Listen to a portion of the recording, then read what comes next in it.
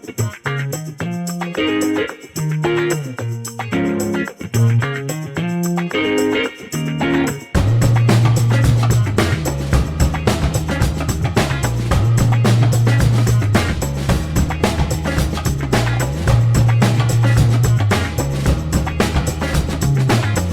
evening, everyone. Welcome to our virtual OPT Artist Talk series. My name is Megan, and I am the Marketing and Events Coordinator here at the Vernon Public Art Gallery. As a cultural institution, I would like to respectfully acknowledge that I am located on the unceded and ancestral territory of the Silex people. I would also like to thank Alternatives Funeral and Cremation Services for supporting the gallery and our artist talks. Tonight, I'm very happy to introduce to you Mark Bovey. Mark is an artist and associate professor in printmaking at the Nova Scotia College of Art and Design. He received his BFA from Queen's University in Ontario in 1989, and then his MVA in printmaking from the University of Alberta in 1992. His work has represented Canada internationally in juried, biennial, and triennial exhibitions in 18 nations worldwide. He has exhibited in solo and group exhibitions across Canada, including 15 curatorial projects. His practice ranges from traditional printmaking to print installation works, incorporating inkjet and digital video projections.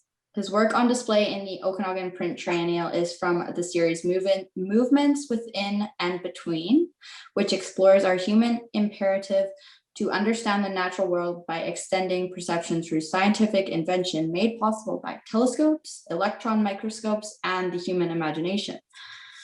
So a bit of housekeeping before we begin. This talk will be recorded and uploaded to our YouTube channel, so if you feel comfortable, please turn on your mic and camera at the end, and we will have a Q&A period. I will also be taking questions in the chat if you prefer that route. And without further ado, please give a warm virtual welcome to Mark Bovey. Thank you very much, Megan. Thank you so much. Let me just get things queued up here, everybody. Make sure we have the proper setup. Can you now see my screen? Yes, we can. Okay, great. Just going to move Briar out of the way here. For some reason, he's tipping in. Thank you so much, Megan, for the introduction. And thank you all for coming tonight. I know that, it's the end of it. Well, for me, it's the end of a term. We went a little longer because we started late. But I think at this point, I just want to jump into it here. I would like to begin also by acknowledging that I am in Mi'kma'ki, which is the ancestral and unceded territory of the Mi'kmaq people. This territory is covered by the treaties of peace and friendship, which Mi'kmaq and Woliasic, or Maliseet people, first signed with the British Crown in 1725. These treaties did not deal with the surrender of lands and resources, but in fact recognized Mi'kmaq and Woliasic title and established the rules for what was an ongoing relationship between nations. I'd like to also say that I'm a descendant of British colonizers about 6 generations ago, and was raised on the land of the Mohawk First Nations in a town called Gananoque, Ontario, which means town of many islands. This area was part of the Crawford Purchase of 1783. I've had the privilege to live in many places in Canada, including Kelowna for a year when I taught at then OUC in 2002 and 2003. Loved being there, loved it so much. I want to thank Lubos and Liz and their teams in Verona and Kelowna for sharing the Triennial for these number of years, and also to thank a good friend of mine who organized the very first ones and continues to be a part of it, Briar Craig, who teaches at UBC Okanagan now. He was a driving force behind this Triennial. I know that because I was around when he was thinking about it. And I also would like to recognize the many jurors, essayists, and all of the staffs at the galleries. And thank you, Megan, once again. I should also acknowledge, so I don't forget, the support of NASCAD, Social Sciences and Humanities Research Council of Canada, and Arts Nova Scotia for their project funding, and the community of artists and curators that I've supported my work over the years. I'm very lucky to be a part of that. I've titled the work tonight, Traversing the Minefields, and I think that it will reveal itself as I go here, why that is important.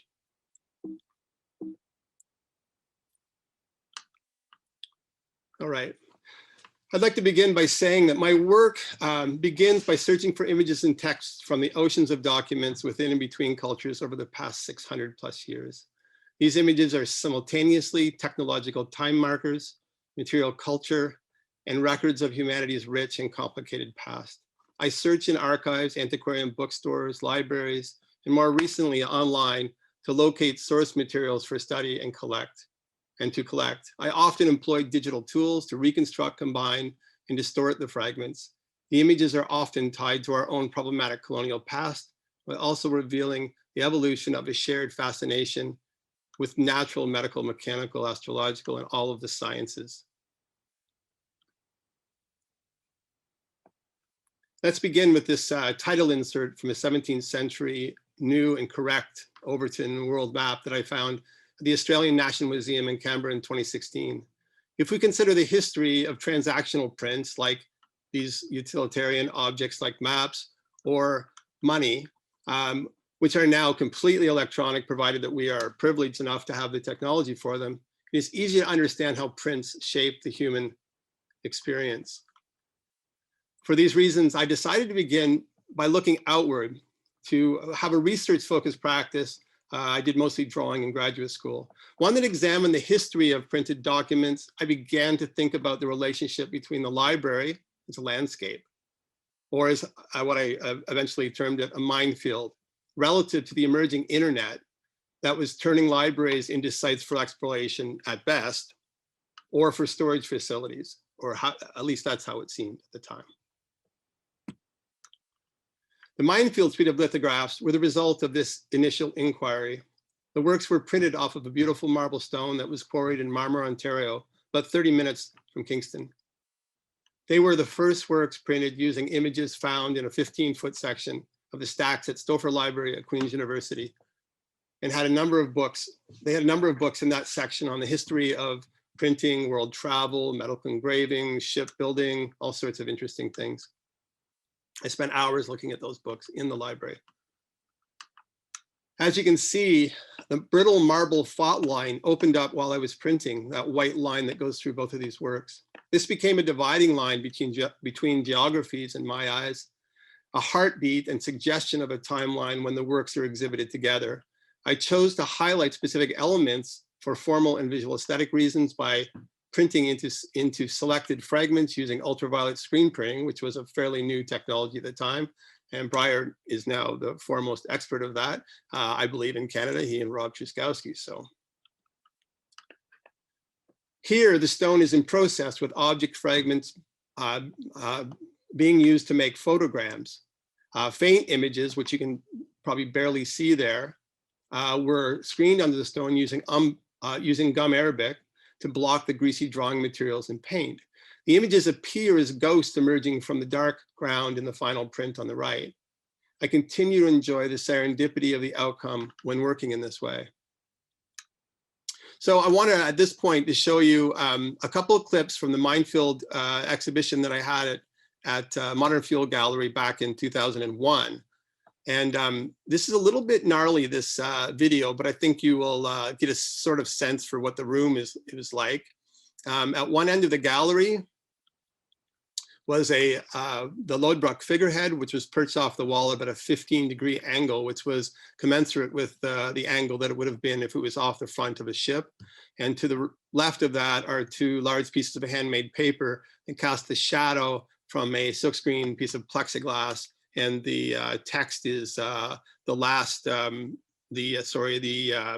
deed or will of English playwright John Bunyan. Let's move a little bit further. Hold on here, make sure this is working. A little bit further into the work. This is the stone in the middle of a work by Isaac Israeli from the 11th century. The work was a early woodcut print, and he had it wrong at that time. The page actually had the sun at the center, the moon going around the sun, and the earth was the cast piece that was outside the circle. So I reversed that and reversed that history and put the earth into the middle. And the earth is actually the stone that I printed the work off of. And moving forward again, You can see the lithographs on the right. At the other end of the gallery are two pieces of blackboard slate that came from an engineering building at Queen's University. And I projected waves that I shot digital video of, and then layered images into as though they were coming to shore. And let's just start that. Oops. Apologies, folks. Technology. And I just want to give you a sense for what this feels like in the space. Originally, I planned to project this onto the end wall of a gallery, and it looked terrible on a white wall. And I just happened to turn my projector in my studio towards the slate. And when it hit the slate, it absorbed into the surface. And it was amazing. I just happened to have the slate because they were throwing out these beautiful slate blackboards from the engineering buildings. You know, boards that had had 100 to 120 years worth of knowledge transferred to students. And I still have these boards in my studio here. I've dragged them around Canada with me wherever I've gone, as I've gone to work, of course. And so this is the fragment at the top is actually looks like an island in the distance, but it's in fact just a piece, a shard of the slate, which I thought was quite fortuitous, but it also looks like a large book. And that's more to the point of what the work was. And in front of that are farm implements from the field that I was clearing at the house I bought north of Kingston, Ontario. Moving forward now. This same piece was exhibited in 2005, the projection, in a show called Artport Contemporary in Halifax here when I moved here to work at ASCAD.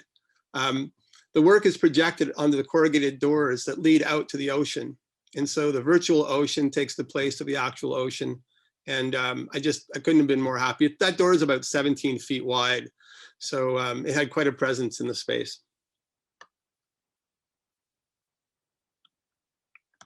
Moving forward to 2007, I found this ragged tome in the basement of my parents' place. The R in ledger was missing. This suggested to me the idea of the ledge without the R, which was the ledge of capitalism. The spine became the canal that I filled with water, referencing sea rise and an industry's relationship with global warming. The first and only work that, of the 22 in this series that also includes a shadow, which suggests that there is much more that lay below the surface.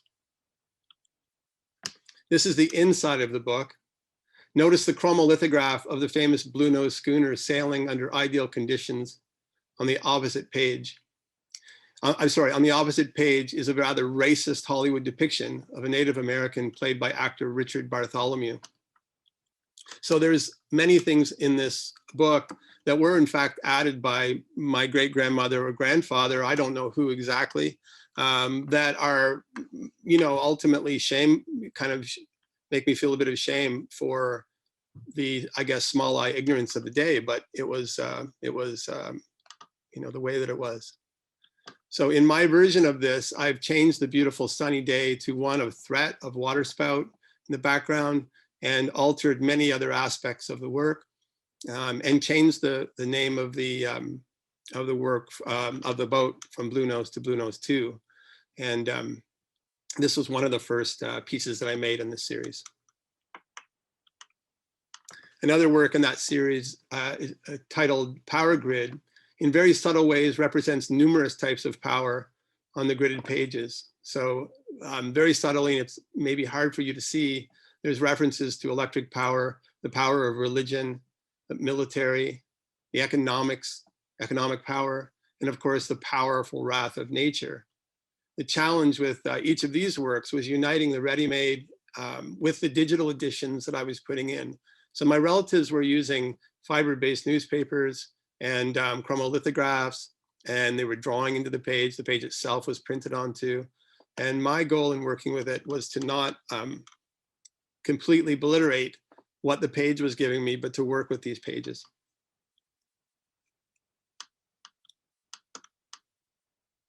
Oops. And this one is called There Is a Tear, could also be read There Is a Tear. And I was very fortunate for that, because I think that this should make us a little bit sad, but it also implicates our relationship to the technology and the effects of these catastrophic global events on all scales. The earth cracks open from drought. A microscopic organism is floating through the picture.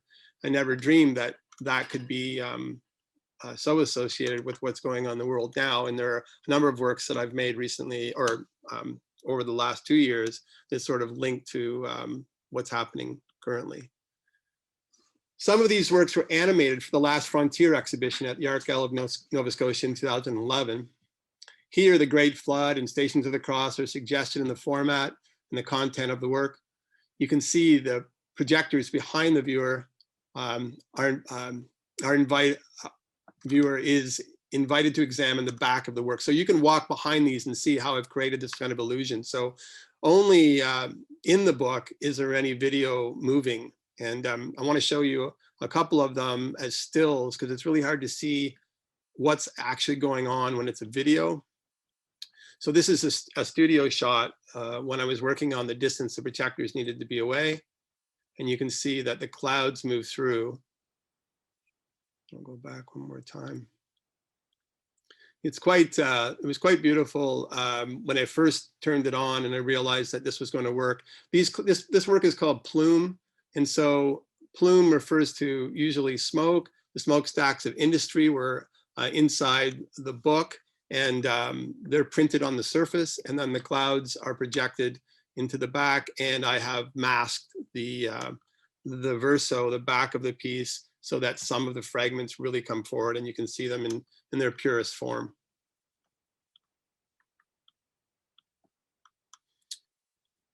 The works are, again, are printed on acrylic on the front, and the back is the sandblasted and stenciled elements. The waves roll forward, clouds move across, and in the third one on the right, which is entitled Oasis, the rain falls on the desert, and small plants you can see are growing on the tops of the hills. And in the center of the work is Hope Cottage, so providing some sense of hope for the future. It's not all dire. And there's even sort of comical bits in some of these book pages. On the right-hand side, at the bottom is a small list of 20 impolite things. One of my favorite is it's impolite to be spitting about the house, smoking or chewing. And there's some of the more classical ones there as well. So there are anecdotes, frocks of the day on some pages, anecdotal little animals, and some of that stuff I left for a little bit of levity in the work. In 2013 and 14, I was invited to show at the Modem Center for Contemporary Art in Debrecen, Hungary, by Canadian organizer Derek Bazan, who also showed, is showing an OPT. The Ghost Ship installation is a 12 by 18 foot work that includes two projections, one from the ceiling and the other from the floor. While a 3 foot by 8 foot woodcut hangs over the 6 by 8 foot digital print on the floor. The light cast on the wall is reflected by circular paper mirrors placed on the floor that move as the video rolls over them. Viewers invited to walk around the work. And the work, the floor element actually is made of sheetrock and is the exact shape of the projection. So it actually appears to be a physical representation or a cube of water on the floor. It was amazing. I painted it in this sort of mid-tone gray color, so it absorbed into the surface after learning this about the blackboard slate. The floor element includes that projection of waves, sort of vaguely reminiscent of the ocean floor below, where there are lithographic stones with industrial label stamps holding down notes on the possible negative chemical effects of petroleum. The notes were from books once used by Dr. Knox of the Okanagan Valley, who traveled from Queens, where he studied medicine, and in 1902, went to the Okanagan Valley as one of the first doctors. And I think if you've been to the medical museum there, you would see lots of items in the collection that he owned. While the Santa Maria burns below, Johannes Hevelius's Leo constellation, which is one of my birth signs, is witnessing the events. from above. So lots of work with sort of theatrical, light-filled. The boat is a projection of burning. So there's a little bit of a biblical reference there as well. In 2016, I was invited to go to Sydney, Australia by Michael Kempson, master printer and founder of Cicada Press in University of New South Wales. And he's the one in the green, kind of pointing at the cicada. I was so fortunate to meet prominent members of the Australian Aboriginal artist community and to work alongside them for a 3-week residency. Wonderful, wonderful 3 weeks with these amazing people. While there, I produced 3 zinc plate etchings that utilize images I symbolically brought with me and objects, images, and ideas I found in Australia while there. While there, I also spent 3 weeks conducting research in library and museum collections in Sydney, Canberra, and then in Auckland, New Zealand at the National Museum. The box on the table in the special collections room contained plates from Captain Cook's 3 voyages. The quote at the bottom reads, "The purpose of the voyage was both scientific and political." And then there's much more on that particular page, which I got from the transcripts inside of Cook and Banks's Floral Legion, which is the object on the upper right-hand side. The quote was included in the text that accompanied the Solander drawing, Banks and Cook's book that I viewed actually in the British Library. The Floral Legion is a volume of engravings that were printed, weren't printed until 1973. It's such an interesting thing. The plates were etched in 1779. So they sat there almost 200 years before they became the book. I'm not sure exactly why, but I would speculate that the scientists studying the plants was less important than the propaganda of some of the other images that were printed in the time, like this image. This image was printed soon after the 3rd voyage. As you can surmise, this is a highly problematic account of the last moments of Captain Cook's life when he unexpectedly returned to the Hawaiian island after the foremast broke on the ship. The story is so long to tell, but it's easy to tell by this image that William Hodges, the artist who was on the journey of the final voyage of Cook, and subsequently Bartolossi's engraving presents Cook as a pious leader of men attempting to stop an ensuing battle. If you talk to people in, especially the Aboriginal folks that I was with, that kind of image is just abhorrent. In these same volumes, there are the exoticized and fetishized images of Maori men and women, children, and many, many other Polynesian islanders, which I took photographs of every one of them. And I don't know that I have any intention to work with them anytime soon, because I'm not sure it's my place to, but they are evidence of the kind of range of things that went on. On the right is Omai from Raiatea, is an island near Tahiti, who is called the gentle savage. And of course, that word today is really no-no when we speak of people of difference. He was only the 2nd Polynesian islander brought to England. These were incredible. These were absolutely incredible engravings, large-scale ones. And he did a technique called crayon engraving, which I didn't realize existed at that time. But I think it may be a technique that's a little bit similar to soft ground. It speaks to the privilege of technology. These are, incredible engravings which speak to the privilege of technology, human industry, and the wealth and reach of the colonizing empire.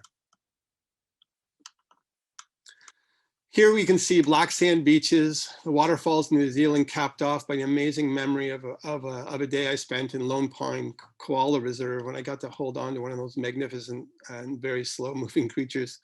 There I experienced all of the unique fauna of Australia. Well, some, I shouldn't say all. To see the flora and fauna in situ was such a privilege, and that met my need to experience these incredible places if I was going to understand what it would have been like to experience everything being different, which really it was. For instance, trees there lose their bark, not their leaves. That was a very, very odd thing. We see some of this kind of thing because it's been imported into North America. So there are some trees of this nature in North America now. On the right, Nikki Crayson, a jazz singer and Michael's partner, is hand feeding a wild cockatoo. She lives on the edge of a wildlife reserve, or they do, I should say. And she promised me that she at that time that I would be introduced to a goanna lizard, which is one of the largest monitor lizards that there are, because apparently they fairly often frequent their back door, which was a bit frightening, because they told me a story about one that got into the house, and it was about 5 feet long, and they were able to kind of like shoo it into their bathroom and corner it. It completely destroyed all of the porcelain features in their bathroom, and they had to renovate it. And the only way they got it out was through a window, because the reservists they called to come and help them wouldn't have anything to do with it. Kind of a funny story. Forgive me, this work is very difficult to photograph from distance. It's the slate again that I've projected onto to create a new piece on my return from Australia for an exhibition called Terroir, the Contemporary Nova Scotia Artist, in the fall of 2016.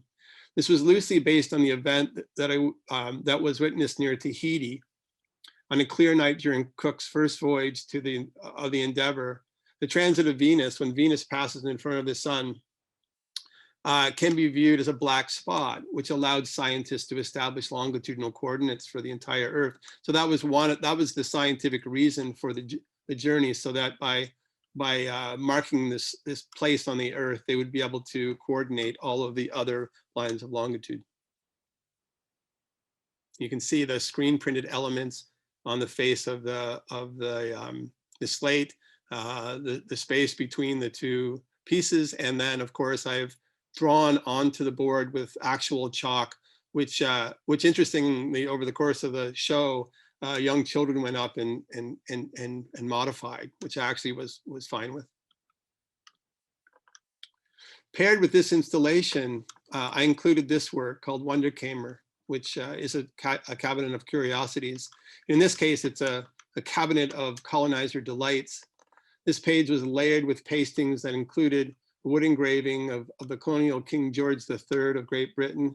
I found a racist Pickaninny cartoon, as well as sweet poems for young girls, and a picture of the Crystal Palace for London of 1851's World Fair. This sort of showcases the cultures and products from around the world at that time. And I was able to locate the exact French fan that was on the page below the cloud on the right. And that color version of it, I added back into the work digitally so that I could have this, this sort of more revised or revived image. The CMYK dots reference the tech of the work's making through the inkjet printer, and also live in a kind of space to create within the work.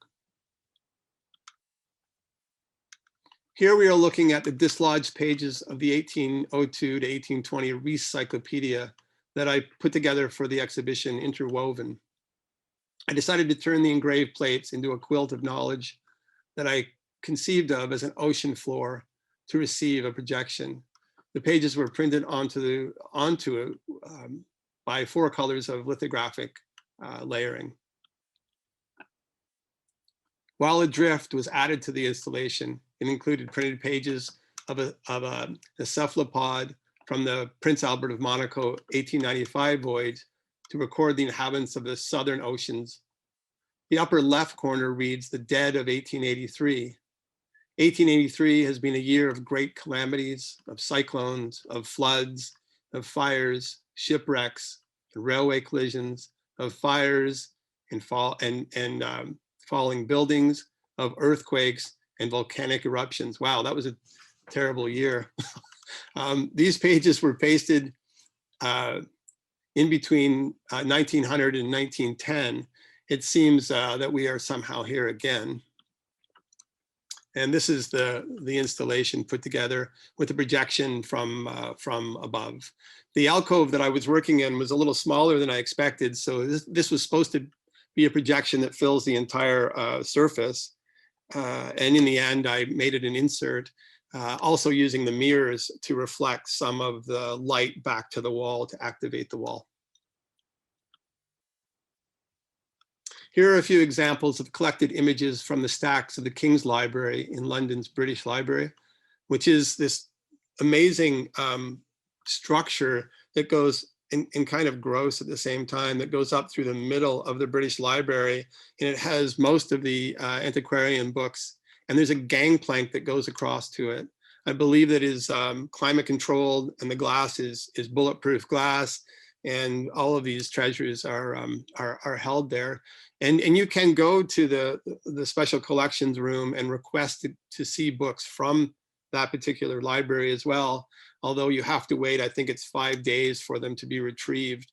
It depends on the volume of people using it. But so here we also see engravings from George Stubbs' 18th century Anatomy of a Horse, Johannes Hevelius' engravings of the constellations, and John Flamsteed's 3,000 star catalog after the invention of the telescope. There's over 170 million specimens in the library's holdings. I think the only holding larger than the British Libraries now is the Smithsonian Institute in Washington. Andromeda's final encounter on the left and the defense of Aquarius, which was used for the notice of my talk tonight, is an attempt to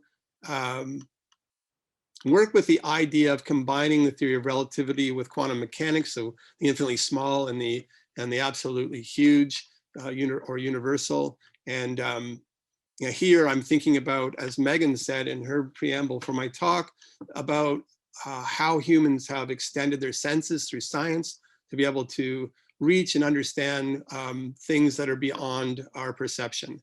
And I guess it's debatable whether it's beyond our perception if we can invent such devices, but these are actually created using laser engraved woodcut, and that is a relatively new technology, probably used by artists for only about 10 years or so. And I just started using it a couple of years ago, and I'm really enjoying some of the potential of it.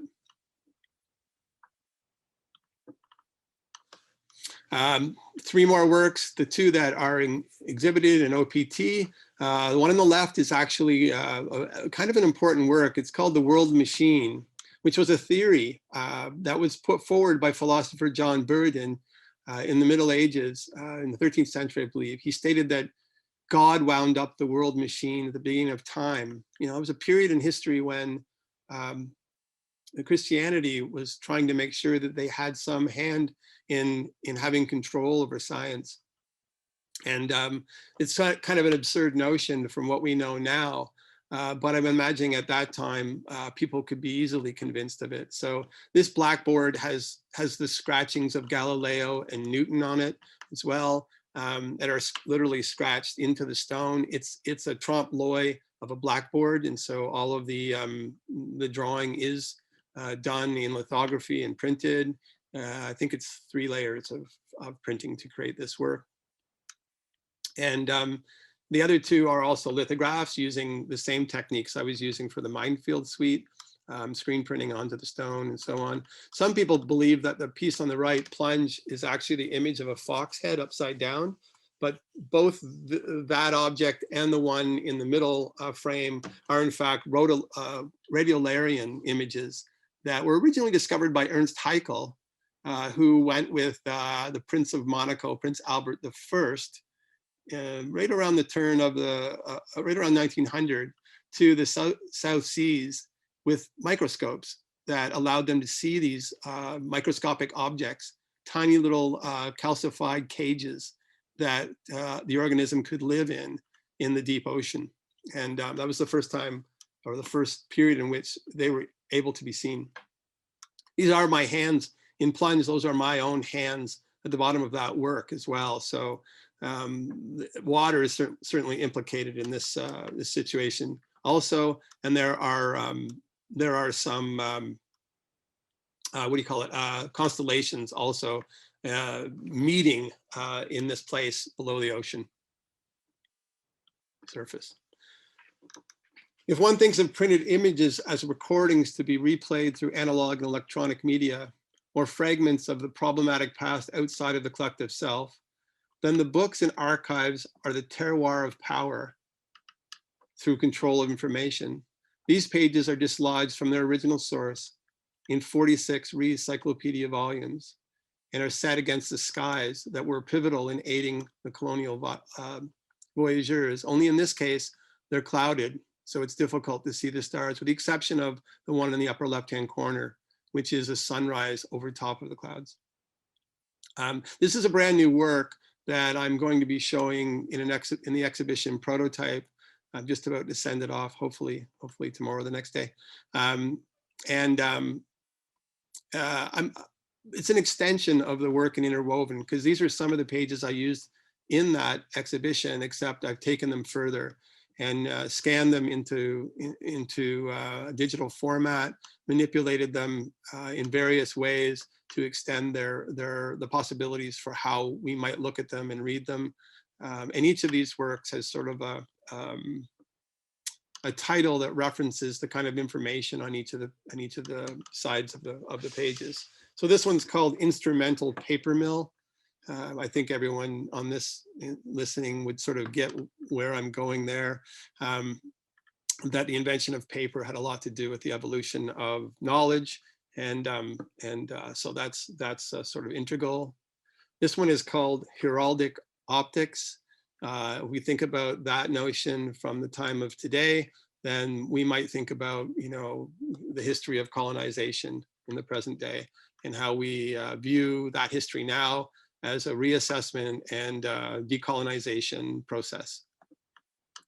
This one is called Geographical Entomology, which loosely references the idea of creatures that are moving sort of on the backs of humans or on the bottom of boats of humans around the world, and what that might do in terms of changing ecosystems.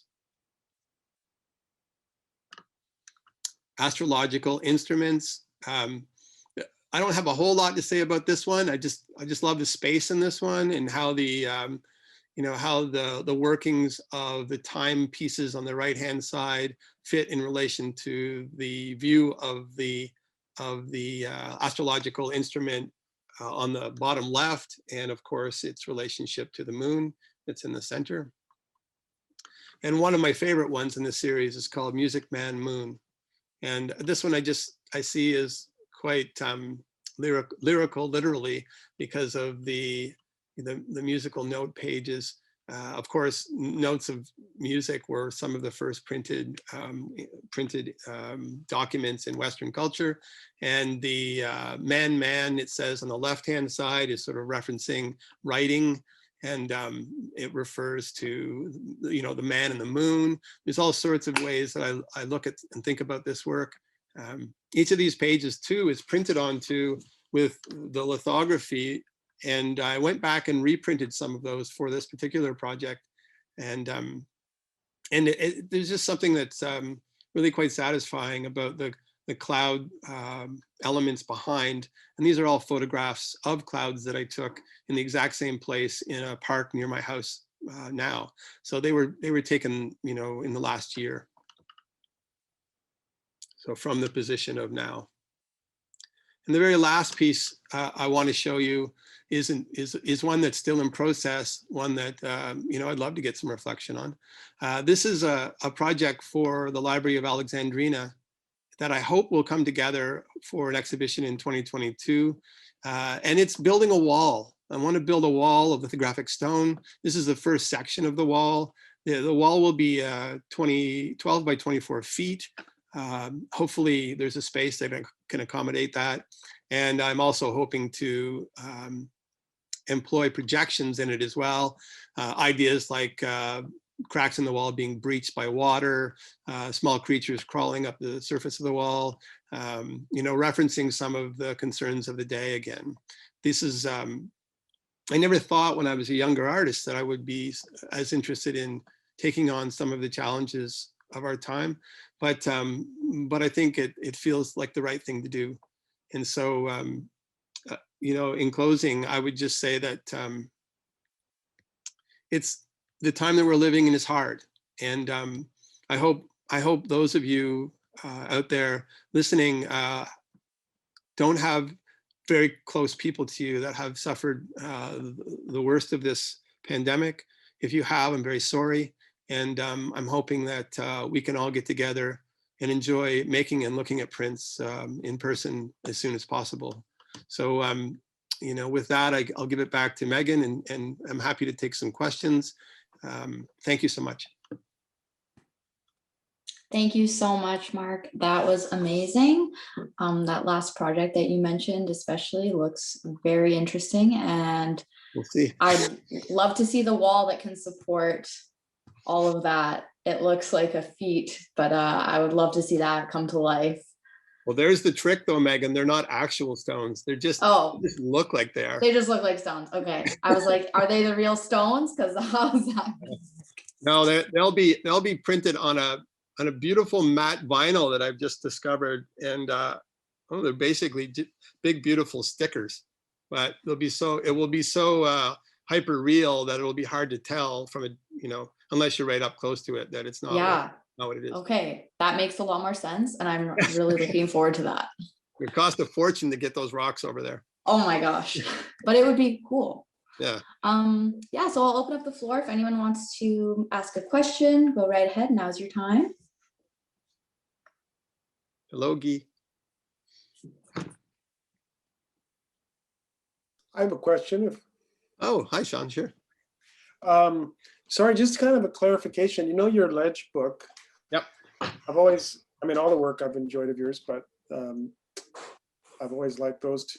And I didn't realize that was your family's. It was right? Yeah, it was a book that was in my parents' basement, and I found it at Christmas time in like 2007. And I picked it up off the shelf, the bookshelf, and I looked at it and went up to my dad and I said, where the heck did this thing come from?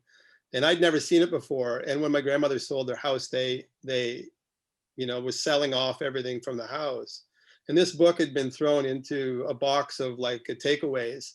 And Dad saw it on top and he just picked it up and went, what's this? This is weird. And he just took it home. So it's like it got to me, like I don't think I ever would have seen it, but it's, yeah, the book was a ledger book. And my great-grandmother Almina's family were accountants in Toronto, and they were accountants for industrial businesses in Buffalo and Toronto. And the books, after their latency period, like 7-year period of holding, then became scrap and scribble books for the kids. So they would just give these books over to the kids. And my great-grandmother Almina, you know, started pasting into it. And some of those pages, you know, are thick. It's like 5 or 6 layers of things in there. So yeah. Yeah, I mean, it's really interesting, partly because they were doing the same thing you are. Yeah. Yeah. Yeah. So it's like, yeah. I'm literally collaborating with them, Sean. Like it's the weirdest thing. And I there's a lot more I can do with it. Like there's 22 so far, but I think I could just keep working with it for quite a long time. But yeah, it was an amazing source of like, you know, it's, you know what, the way that works when you're, you know, after a while, you can't figure out what you want to do next. And you're just sort of like, I'm one of those artists that has to like find the thing. It doesn't come out of me. Like, I don't like, maybe in grad school I did a little bit, I drew and then found things, but I'm not that kind of artist. I have to see a thing and it makes me think about things I can do. Not like you, Sean, I can't do that. Draw.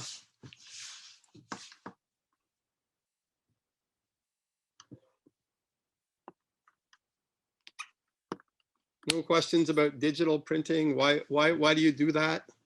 Who wants to do that?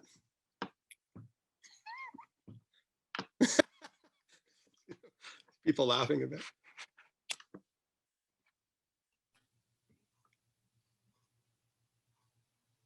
I would say, just to fill the space, that I'm sure some people want to get going, but that I love working analog.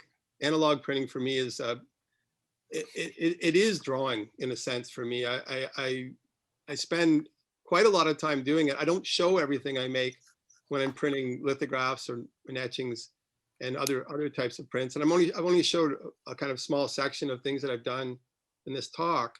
But that work feeds the digital too. So those things move back and forth. I was just speaking. My microphone was accidentally off, so the Okay, go ahead. room heard my statement, but no one else did. Yeah, as far as digital printing goes, I seem to have this idea that it's somehow more it is ignoble compared to lithography and screen printing and etching, and which are old and established and romantic and visceral. Right. And digital is just sort of cold and just on the surface. You know, do you struggle with that at all, or has that entered your mind? Well, or is it? When I first started doing it, I didn't enjoy it, and there was a period of time when I felt like the printing methodologies that were out there, whether it was the dyes that were used in certain kinds of giclée printing, were fugitive, and they weren't good. So there wasn't a reason. I couldn't see a reason to use it because I felt like there wasn't any longevity to it. That was part of it. Of course, I felt like it might be thin, like it doesn't feed the idea of what we think of as work, right? As printmakers, work is so central. I actually have a shirt that says "Art equals work," which is a work of art by another artist I know who unfortunately passed away of cancer. But the point I'm making is that the way we think about work, and the way I ended up thinking about work, completely changed when I started making digital. Of course, the only reason to work with digital in my mind is because it's correct for the project you're doing. Like right. I wouldn't do it if I felt like I was shortchanging the possibilities of the work. And of course, it's kept me from sending to this exhibition in the past because I really didn't have anything I was happy to send that was analog in that year.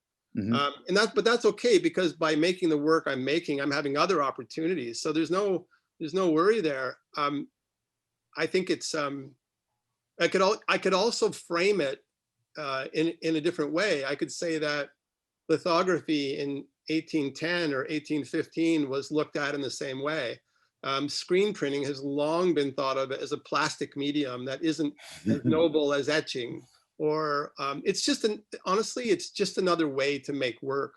Yeah. And I, you know, the more that I do of it, the more I see ways of doing it, you know, smartly. I don't like bad digital art. There's a lot of really bad digital art out there in the world. People don't consider things like the edges enough, in my opinion. They don't think about, you know, what's the real purpose for it being digital. There's lots of like any new medium, people are using it without having, it's the Marcia McLuhan thing, right? It's not old enough to understand how it really works best, right? Sure. So we need to understand that. Do you ever print over top of the digital or manipulate it in any way? Yeah. Oh yeah. I've done that a number of times.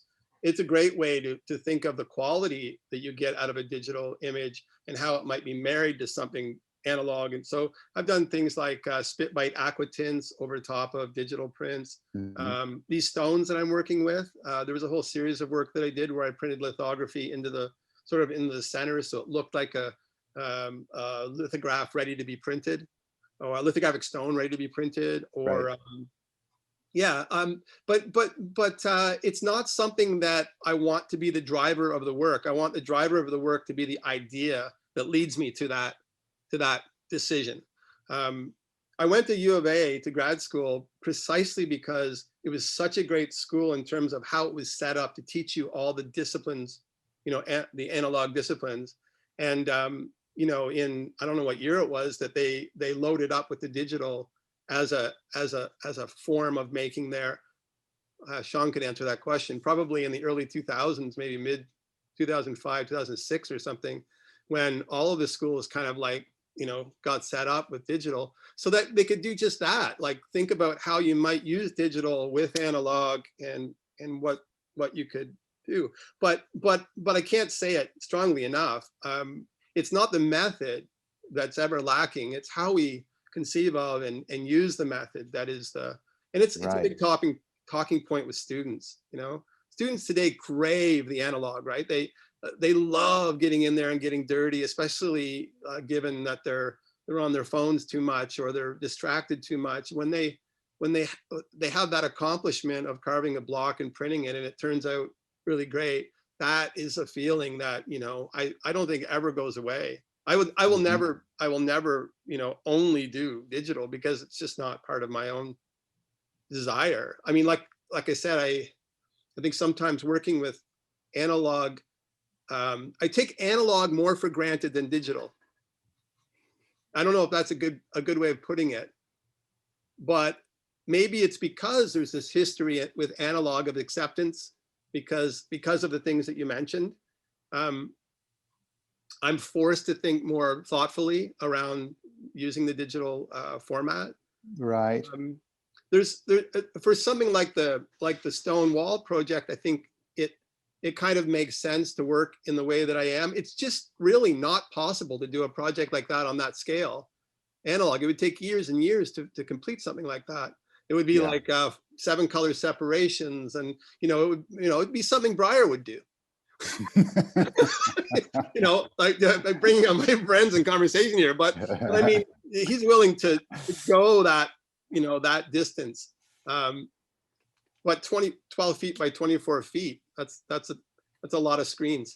It's a lot of printing. It's a lot of printing. Yeah. So using it for the best thing it can do is the only option. Yeah. Okay. Wonderful answer to a simple question. Oh, well, I could say.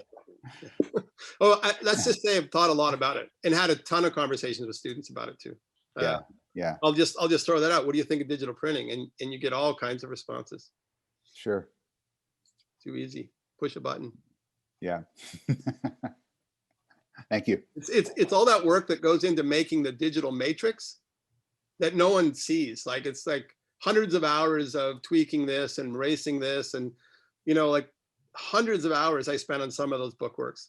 And you think, how is that possible? But you're scanning halves of the books and then stitching them together, and then you get faster at it in time. I'm much faster at it now than I was, but I'm a Luddite. I'm terrible with digital media. I have to, every time I do it, I have to go back and relearn it. It's like it's not easy. Mm-hmm. Anyway.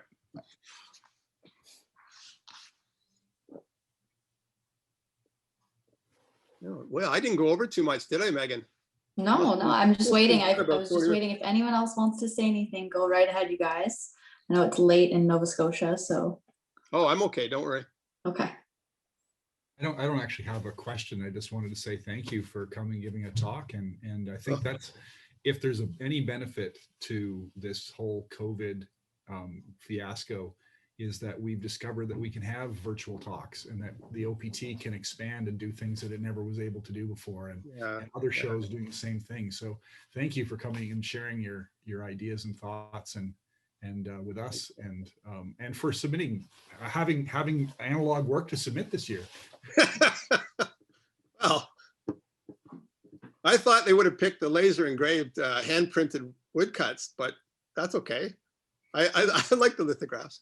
What was I going to say? You're 100% right. I think there are many good things that have come out of this process, this being one of them, but just, I know with my students, there are some students who have benefited greatly from being at home because they're close to the things that they can make their work about and from.